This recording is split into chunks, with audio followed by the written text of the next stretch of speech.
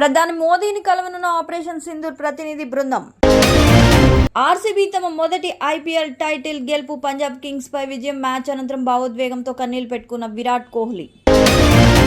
AP police constable సమాధానకి విడుదల. అభ్యంతరాల సమర్పణకు చివరి తేదీ జూన్ 4. రాహుల్ గాంధీ హర్యానా పర్యటనలో కాంగ్రెస్ పునర్వ్యవస్థీకరణపై చర్చలు. ఏపీ లాసెట్ 2025 ప్రవేశ పత్రం విడుదల. పరీక్ష జూన్ 5. జనసేన అధినేత పవన్ కళ్యాణ్ జూన్ 4ని విజయ దినోత్సవంగా జరుపుకుందామని పిలుపు.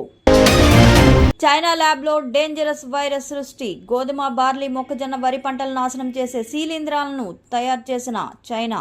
అమెరికాలో 2 చైనా శాస్త్రవేత్తలు అరెస్ట్. అమరావతిలో నూతన అసెంబ్లీ భవనం నిర్మాణం మే 2న ప్రారంభం. వ్యయం 617 కోట్లు.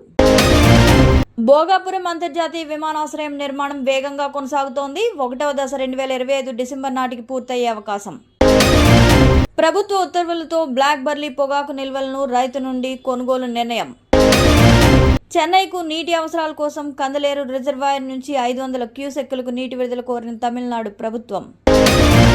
Stock market trend negative. Nifty 50 and US dollar ట్రేడింగ్లో ఒడిదుడుకులు. కొన్ని స్టాక్స్ కొనుగోలు లేదా అమ్మకానికి సిఫార్సులు. హరిహర వీరమల్లు పవన్ కళ్యాణ్ మూవీ 2025 జూన్ 12న విడుదల.